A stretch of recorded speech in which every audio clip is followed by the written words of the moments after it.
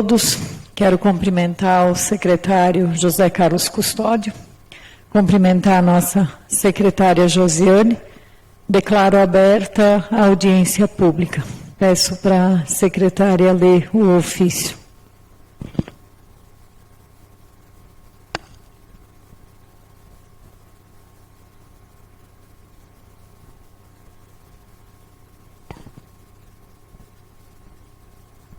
Audiência pública, avaliação e cumprimento de metas fiscais. Luciano Baroni, presidente da Câmara Municipal de Vereadores de Carlos Barbosa, e Maria Rosália Freitag Couceal, presidente da Comissão de Fiscalização e Controle Orçamentário, no uso de suas atribuições, nos termos do artigo 9º, parágrafo 4º, da Lei Complementar número 101 de 2000, Lei de Responsabilidade Fiscal, convocam audiência pública a ser realizada no dia 27 de setembro de 2019, às 15 horas, no plenário Evaldo Lose, da Câmara Municipal de Vereadores, em que o Poder Executivo demonstrará e avaliará o cumprimento das metas fiscais do segundo quadrimestre de 2019. Carlos Barbosa, 4 de setembro de 2019. Luciano Baroni, presidente da Câmara Municipal de Vereadores. Maria Rosália Freitag Couceal, presidente da Comissão de Fiscalização e Controle Orçamentário.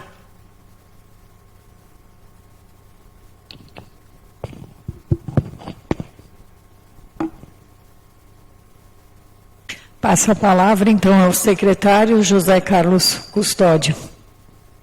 Boa tarde a todos, boa tarde, Rosália, Josi.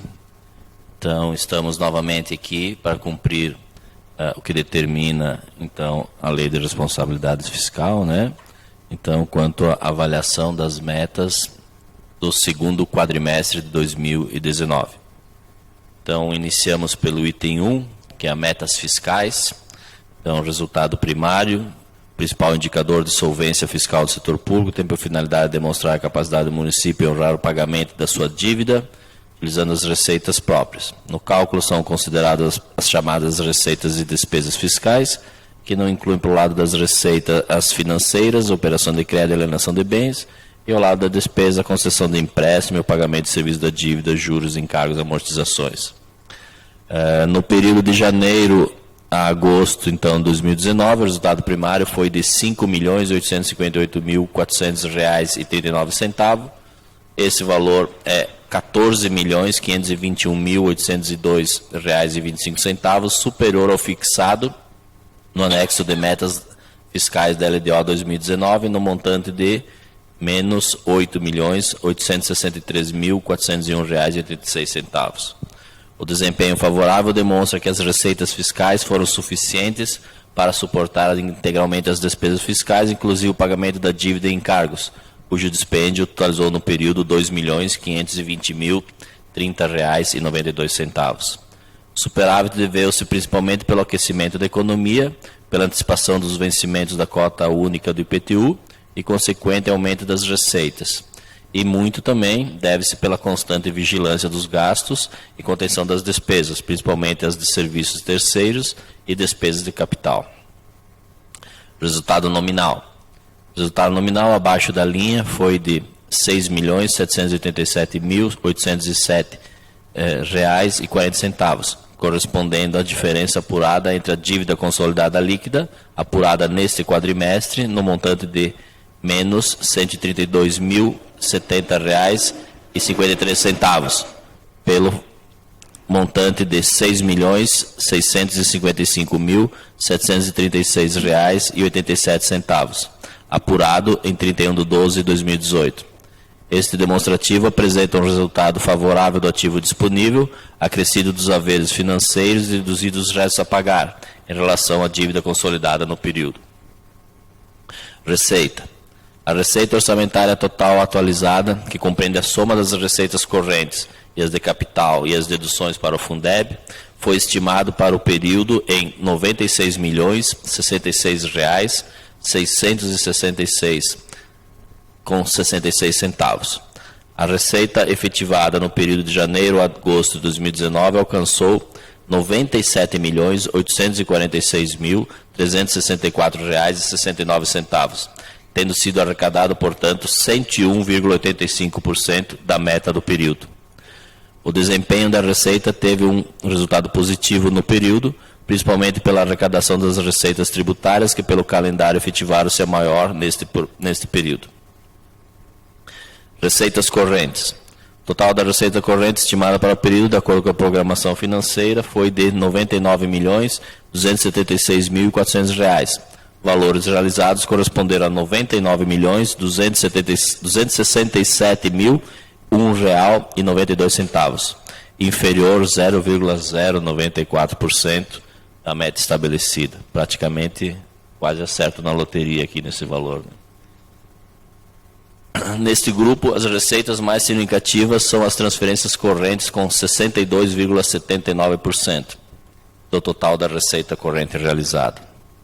A receita de impostos, taxas e contribuições de melhoria, então, atingiu ao final do quadrimestre, em análise, o montante de R$ 21.768.716,74, confrontada com a previsão para o período de R$ 20.696.666,67, representa uma realização de 105,18% em relação ao valor estimado.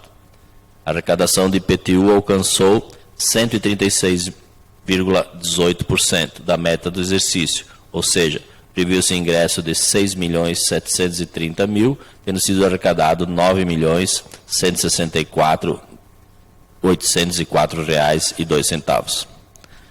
O ITBI, Imposto de Transmissão Bens Imóveis, para o qual havia uma projeção de R$ 2.866.666,67, acumulou no período R$ 1.965.257,80, alcançando 68,56% do valor estabelecido. Em relação ao ISS, a arrecadação no período foi de R$ 7.382.932,10, o que representa 93,69% da programação para o período, no montante de R$ 7.880.000. O desempenho dessa importante fonte de receita deve-se principalmente pela situação econômica nacional, afetando a nossa economia regional, mas demonstra que o crescimento não está muito distante, principalmente no ramo da prestação de serviços. As taxas apresentam um ingresso de R$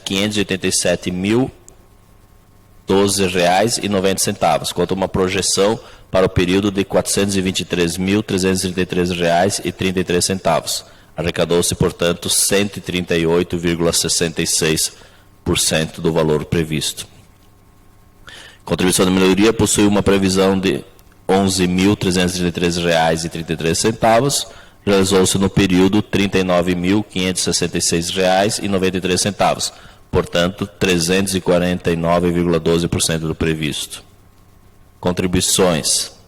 As receitas de contribuições acumularam no período o valor de R$ 2.381.800,28, correspondendo a 80,93% da previsão de R$ 2.942.866,67. A arrecadação de contribuições sociais apresentou 63,34% da meta para o período, arrecadando R$ 1.508.612,01. A contribuição de custeio de iluminação pública arrecadou R$ 873.187,27, sendo 85,61% do previsto. Receita patrimonial. Patrimonial constituídas principalmente pelas rendas auferidas na aplicação de recursos no mercado financeiro, acumularam no período o valor de R$ 8.186.887,85, correspondendo a 118,44% da previsão. Os rendimentos vinculados ao IPRAM representam 88,28% desta receita, acumulando no período o valor de R$ 7.227.027,80. Receita agropecuária. A receita agropecuária constituída pelo financiamento de insumos destinado aos programas de produção primária acumulou no período em análise R$ 322.249,80, representando 148,59% do estimado, no montante de R$ 216.866,67. Receita industrial. A receita industrial constituída pelo fornecimento de brita para o fomento da produção acumulou no período de análise R$ 18.112,40. Estimamos uma arrecadação no ano de R$ 10.000. O arrecadado representa 181,2% do programado. Receita de serviços. A receita de serviços acumularam no período R$ 3.462.859,77, correspondendo a 104,23% da previsão para o ano, no montante de R$ 3.322.400. Nesse segmento, a principal fonte é a receita de ingresso do Fast Queijo, concretizada neste período. Transferências correntes. Transferências correntes dizem respeito a receitas que são realizadas pelo repasse de recursos da União, Estados, de convênios, instituição privada e pessoas físicas. Transferência da União. Nas transferências correntes da União deve-se destacar a participação do município no FPM, cujos valores transferidos ao município no período de análise foram R$ 12.694.155,43, frustrando a expectativa inicial, que era de R$ 13.166.666,67. No período, representou 96,41% do valor da previsão. Outra expressiva fonte de recursos da União são os destinados para a manutenção da saúde e da educação. No período foram arrecadados R$ 2.373.868,27 para o Sistema Único de Saúde, SUS, representando 138,5% do programado no montante de R$ 1.719.600. E o FNDR repassou para manutenção do ensino, no período, um montante de R$ 820.722,07, representando 106,20% do valor estimado de R$ 772.800. Não houve arrecadação no período de relativa às transferências da União de compensação pela desoneração do ICMS incidente sobre produtos exportados, criado pela Lei Candir 87/96, a chamada Lei Candir. Estimamos para o período R$ 190 mil e até agora não se realizou nenhum centavo. Transferências do Estado. No grupo das transferências correntes do Estado, o item mais significativo refere-se às transferências constitucionais da cota parte do ICMS, que realizou no período R$ 31.755.754,96, contra uma projeção de R$ 35 milhões. 9,38% inferior à projeção. A estimativa desta receita considerou as informações fornecidas pela Coordenadoria de Programação Financeira da Secretaria do Tesouro Nacional. O IPVA, que retorna 50% para o município, teve uma previsão de arrecadação para o período de R$ 3.066.666,66. Sua efetiva arrecadação foi de R$ 3.909.145,52, alcançando 127,47% do estimado. Outro índice significativo das transferências estaduais é o IPI exportação. A sua previsão de arrecadação para o período foi de R$ 486.666,67 e a sua efetiva arrecadação de R$ 501.701,34, alcançando 103,09% da projeção. Transferências de convênios. No grupo das transferências correntes de convênios, estimamos no período o montante de R$ 266.600, efetivando-se R$ 378.117,21, correspondendo a 141,83% da previsão. O item mais significativo refere às transferências dos convênios com o Estado para a manutenção do transporte escolar de alunos da rede estadual, Estimava-se para o período o ingresso de R$ 266.333,33, efetivando-se R$ 378.117,21, que corresponde a 141,97% da previsão. Transferências de instituições privadas. No grupo de transferências correntes de instituições privadas, destaque-se as contribuições para o Fundo Municipal de Direitos da Criança e do Adolescente, com uma previsão de arrecadação no período de R$ 1.029.713,33 e realizou R$ 665.864,22, representando 64,67% do programado. Esta transferência tem maior representatividade no final do ano, quando são apurados os balanços das empresas doadoras.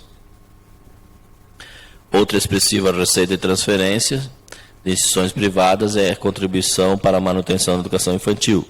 Criado em 2010, Fundo Creche arrecadou no período R$ 275.416,35 do estimado, no montante de R$ 269.866,67, representando 102,06%. O Fundo Municipal é o projeto criado em 2018, visa promover ações em educação e segurança no município. Neste período, arrecadamos o montante de R$ 224.240, contra uma previsão de R$ 213.333,33, representando 105,11% do estimado. Transferência de outras instituições públicas. Nessa classificação são registrados os repasses de fundo público, destacamos o Fundeb, Fundo de Manutenção, Desenvolvimento de Educação Básica e Valorização dos Profissionais de Educação, criado em 2006 para substituir o Fundef, o qual acarretou um aumento das perdas dos recursos municipais em virtude do baixo número de alunos matriculados na rede de ensino municipal. As transferências de recursos do Fundeb foram estimadas no período em R$ 7.505.174,94, efetivando-se o montante de R$ 6.933.333,33. O acréscimo no período foi de 102,25% em relação ao estimado. A base de cálculo para o retorno de recursos é o censo escolar de 2018, onde estimamos uma perda ao final do exercício de 2019 em R$ 5.187.000. Efetivou-se nesse período o montante de R$ 2.265.423,37. O resultado deve-se principalmente pelo baixo número de alunos matriculados na rede de ensino municipal e só não foi mais expressivo pela queda do retorno do FPM no exercício. As perdas com o Fundeb, desde sua criação, alcançaram um montante de R$ 34.030.869,56. Não vemos perspectiva de melhora nesse cenário, pois o acréscimo ao número de matrículas de educação básica da rede municipal nos últimos 16 anos é inferior ao necessário. Seria necessário o ingresso de aproximadamente 800 crianças para não ocorrerem perdas. No conjunto das três redes de ensino, vemos uma diminuição no número de matrícula. Em 2000, tínhamos 5.001 crianças matriculadas nas três redes de ensino. E em 2018, contamos com 4.810, um decréscimo de 3,82%. Outro dado importante que se deve considerar é que a diminuição deveu-se maior no percentual na zona rural. De 2006 a 2018, a diminuição da matrícula nas escolas rurais foi de 24,05%, contra mais 1,37% da matrícula nas escolas urbanas. Só fazer um adendo, secretário, até para poder tomar uma água, respirar. Só uma dúvida que me surgiu. A escola de turno integral, a partir de 2020, pode nos auxiliar um pouco nesses números, sendo que as crianças vão ser atendidas em turno integral, tempo integral? Se as crianças forem oriundas das nossas escolas municipais, não afeta em nada a melhora. Agora, se elas vierem de outras redes do Estado ou particular, aí sim melhora esses números. Mas também só vamos ver o reflexo disso o ano que vem. Em 2021. Porque no censo de 2020, quando começar a entrar em vigor a escola turno integral lá, Leonel Brizola, só vai ser feito o censo em 2020 para 2021. Então, nós estaremos aí com um ano contemplando o atendimento sem ter retorno do Fundeb.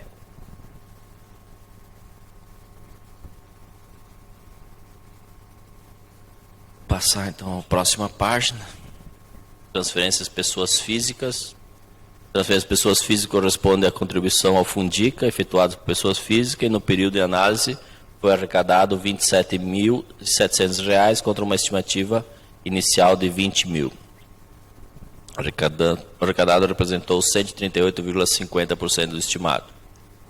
Outras receitas correntes. A arrecadação até o período de outras receitas correntes foi de R$ 794.817,43, representando 102,82% do programado, no montante de R$ 772.993,33.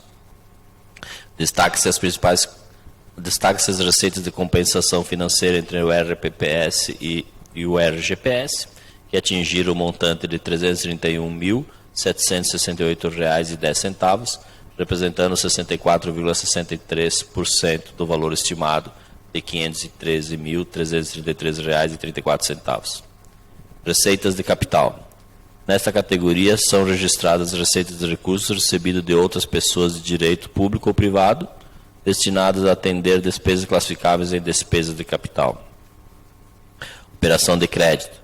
No período, realizamos a arrecadação de operação de crédito do PAC 2, Protransporte, no montante de R$ 94.553,47, e operação de crédito do Badesul Infra, para a pavimentação do trecho 3 da estrada de Santa Luísa, no montante de R$ 1.653.418,05.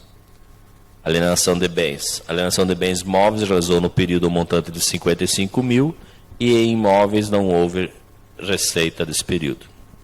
Amortização de empréstimos.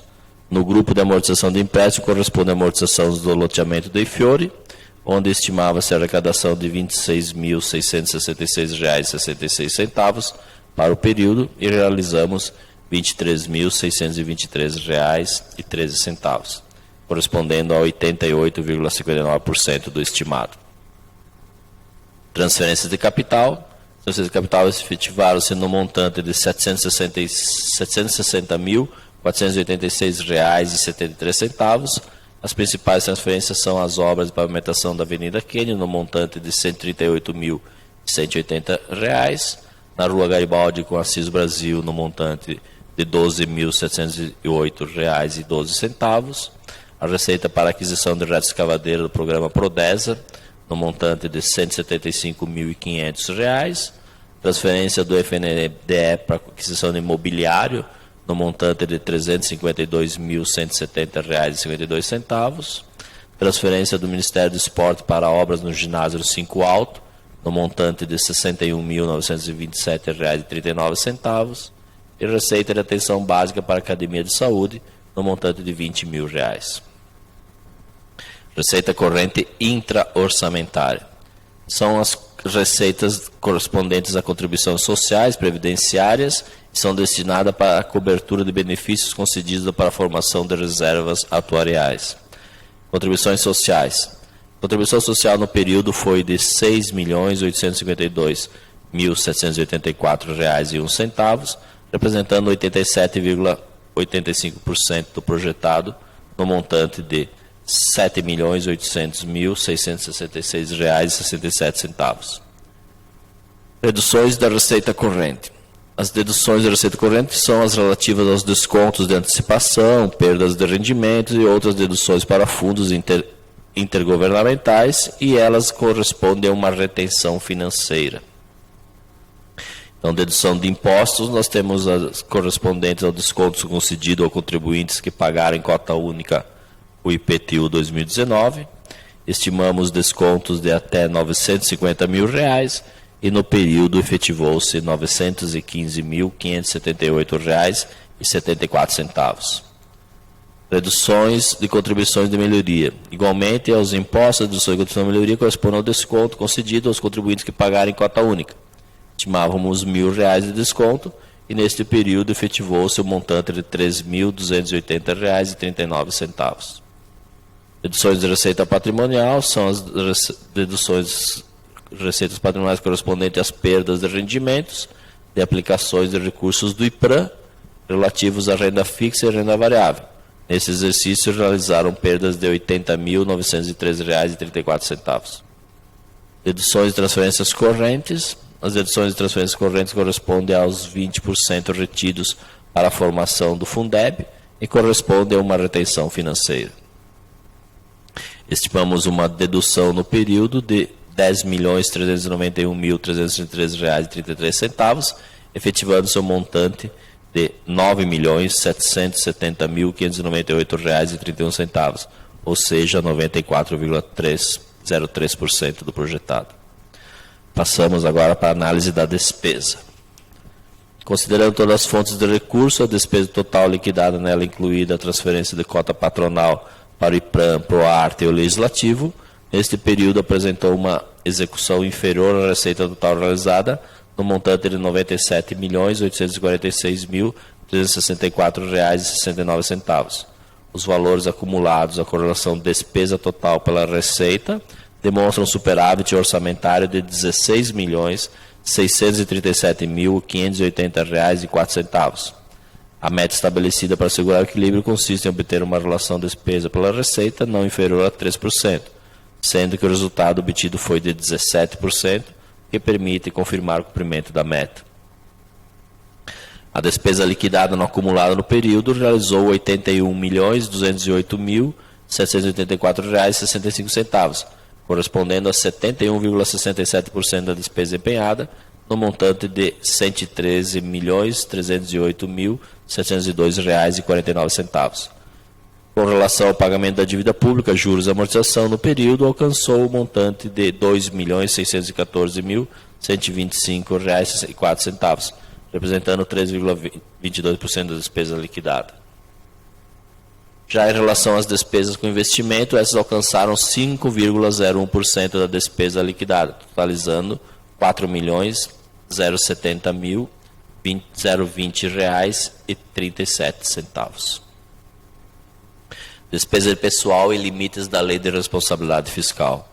A despesa pessoal do Executivo, calculada conforme determina a Lei de Responsabilidade Fiscal da Secretaria do Tesouro Nacional, item mais significativo no conjunto das despesas fiscais em relação à receita corrente líquida dos 12 últimos meses, de setembro de 2018 a agosto de 2019, está abaixo do limite prudencial de 51,30%, apresentando um comprometimento de 40,26%.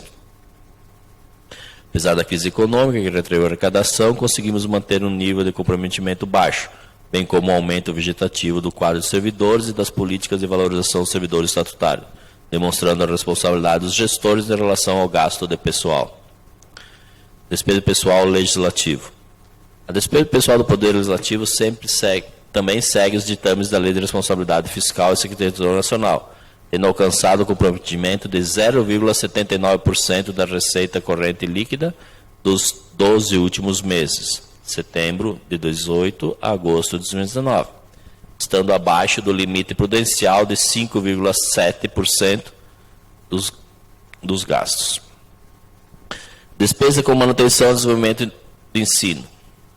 A despesa com manutenção e desenvolvimento do ensino, computada as perdas do Fundeb no acumulado do período, totalizaram R$ 16.516.235,04, o que corresponde a 23,63% da receita de impostos e transferências.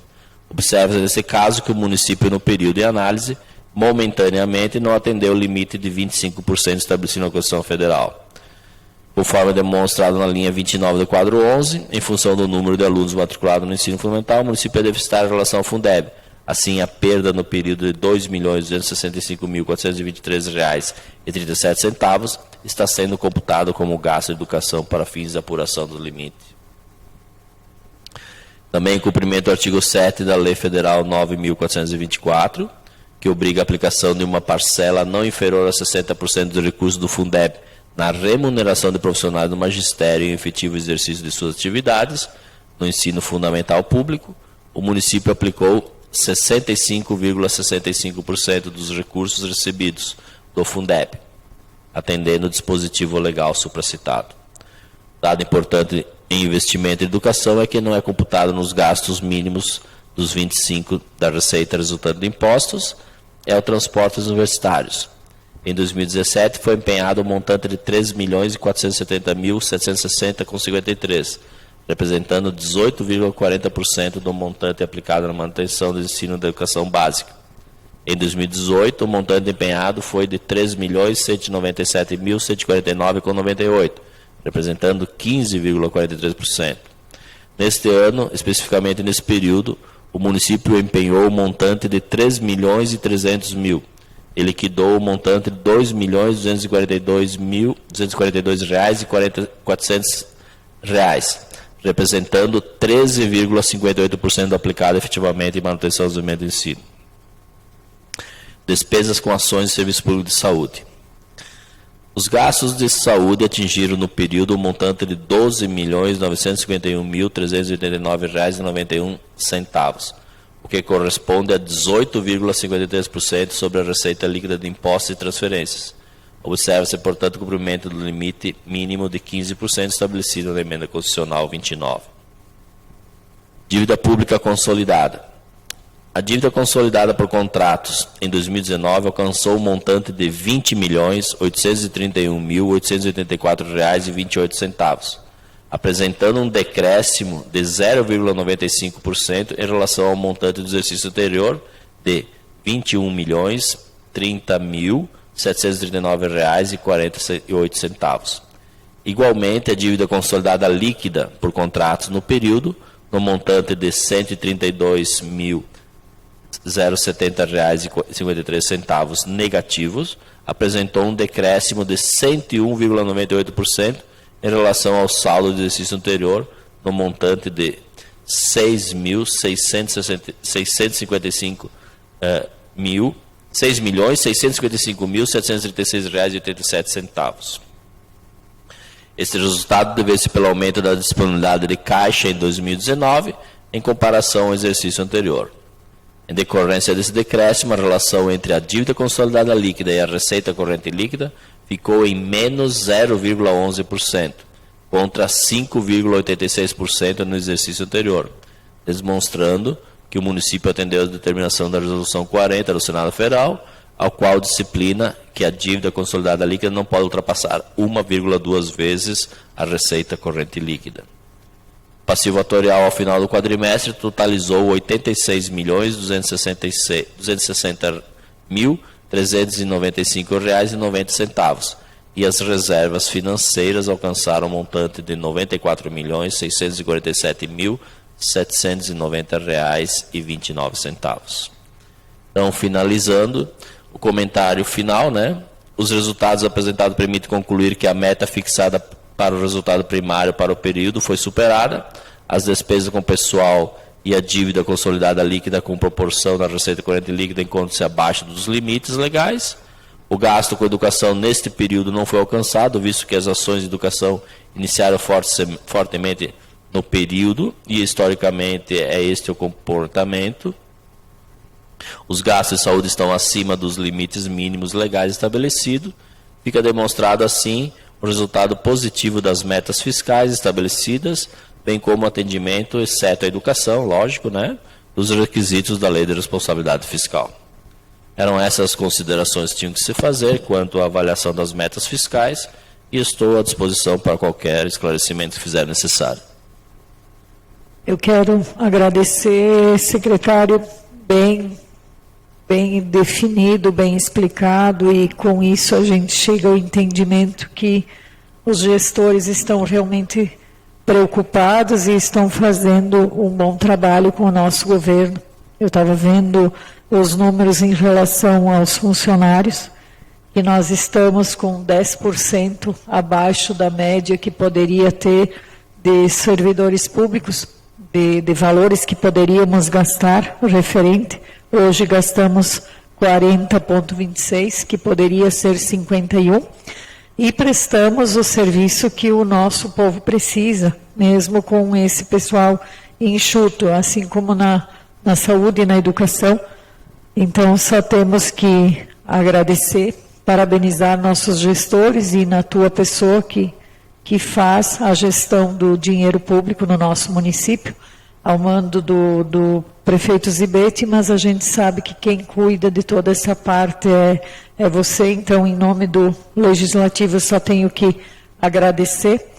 Se tu queres colocar alguma posição a respeito, senão, de mim está excelente toda a participação.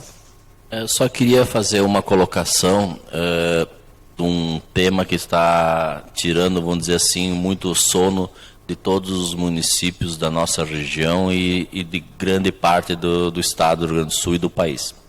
Está sendo debatido na Câmara dos Deputados a PEC 45, que é uma PEC, uma proposta de reforma tributária, que é de iniciativa da Câmara dos Deputados, mais especificamente do deputado Baleia Rossi, do estado de São Paulo, aonde que eles mudam a forma de recolhimento do ICMS, que ele deixa de ser no estado produtor e passa a ser no estado consumidor.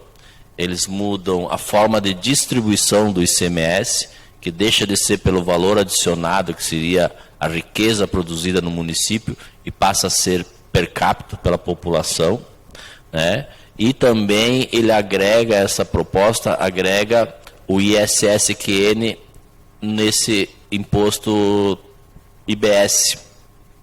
Então, o que vai acontecer?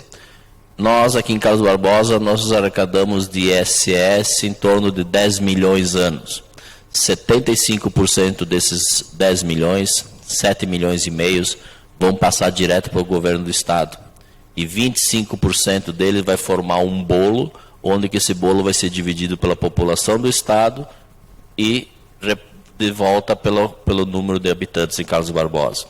Igualmente o ICMS, ele vai 25% de tudo que se for consumido aqui no Rio Grande do Sul gerar imposto de ISS, vai ser 25% dividido pelos municípios, 75% para o governo do estado.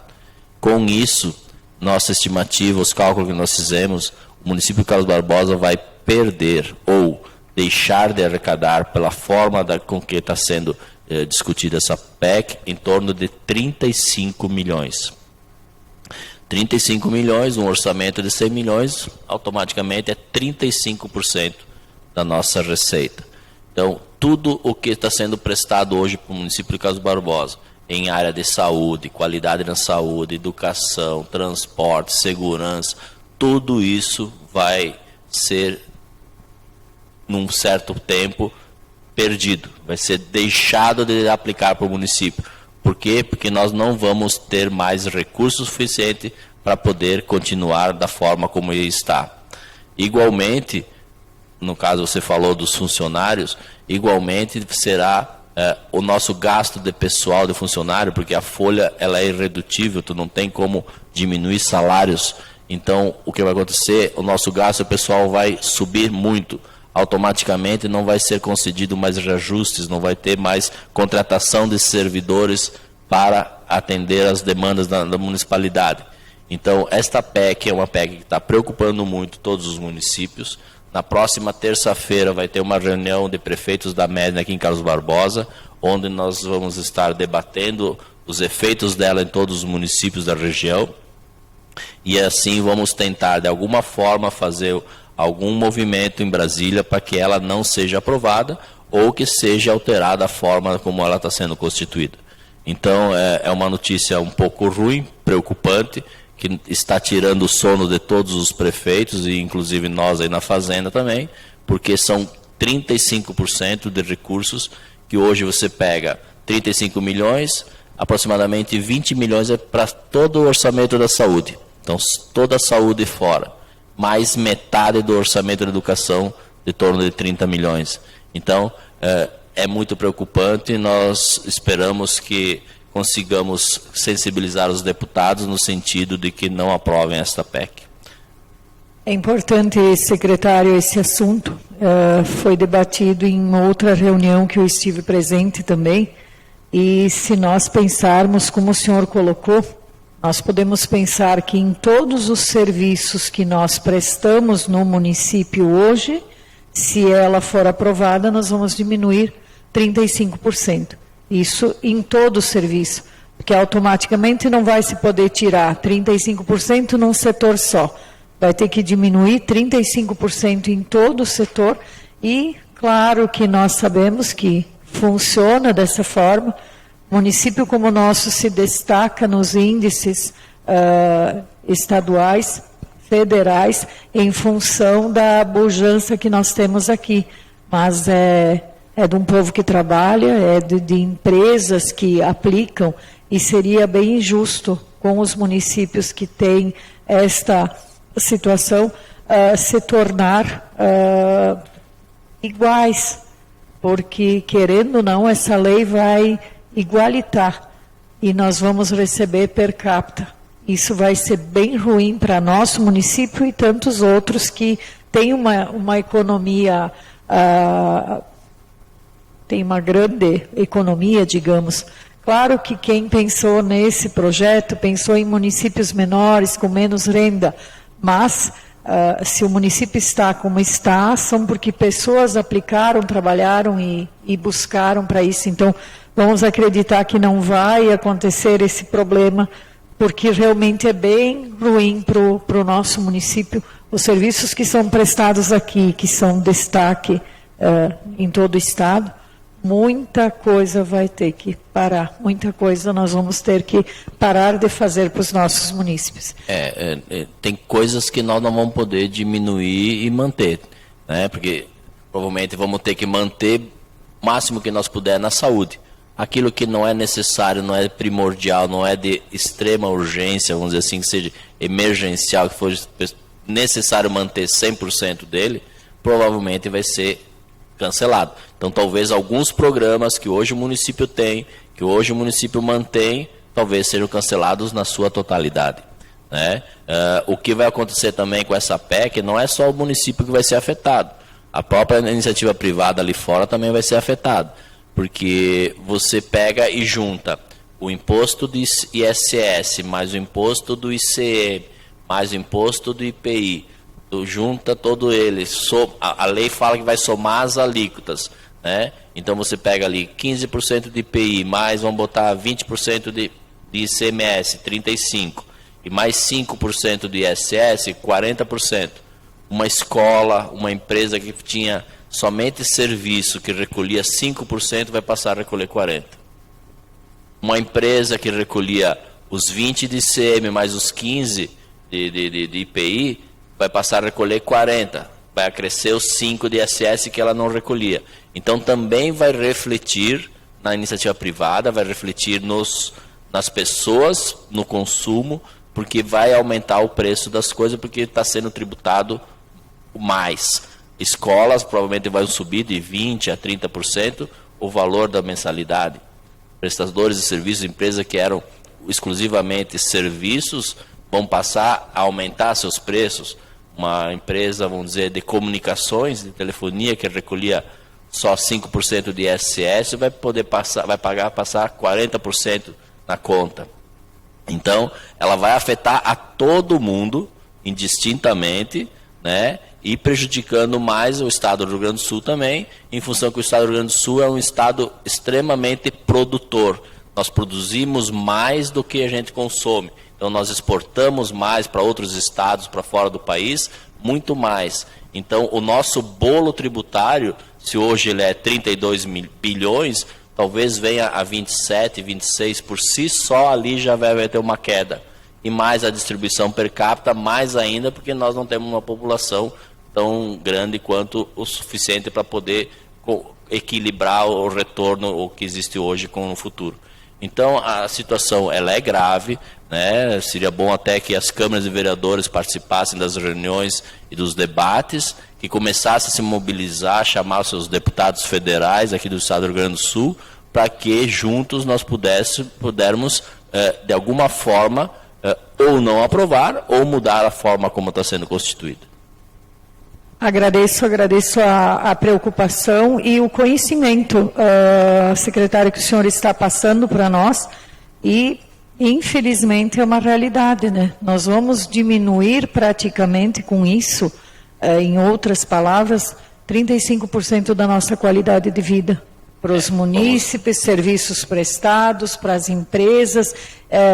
Querendo ou não, nós vamos diminuir, sim, a qualidade de vida do nosso município. E vai afetar, infelizmente, a todos os munícipes de Carlos Barbosa. Terça-feira, agora, às 14 horas, no auditório do Centro Municipal de Saúde, vai haver uma reunião com todos os prefeitos da MESD, né, a imprensa está sendo convidada também, onde que nós estaremos, então, apresentando os números, mostrando para todos os prefeitos, inclusive muitos não se deram conta da gravidade da coisa, né, nós estamos aí levantando essa discussão. Carlos Barbosa, o prefeito Zibete, está muito preocupado nesse sentido e está encabeçando, né, chamando juntamente com o prefeito Pazim de Bento Gonçalves, que é o presidente da MESD, todos os prefeitos para que eles venham a Carlos Barbosa para nós começarmos essa discussão, e que ela já está, de certa forma, até tarde, porque o prazo para emendas é agora dia 10 de outubro. O presidente Maia, na Câmara dos Deputados, já disse que quer aprovar ainda este ano. Então, a partir do momento que aprovar este ano, questão de mais um ano, foi isso aí. Nós teremos ela aprovada e estaremos sofrendo as consequências. Bom, o que nós temos que pensar é que dê tudo certo na reunião agora de terça-feira e que conseguimos nós, e inclusive os prefeitos, buscar junto aos deputados e de iluminarem, né, que isso não é bom para os municípios e que possam ver de não votarem nessa emenda. Agradeço mais uma vez, secretário, a participação. Declaro encerrada, então, a audiência pública.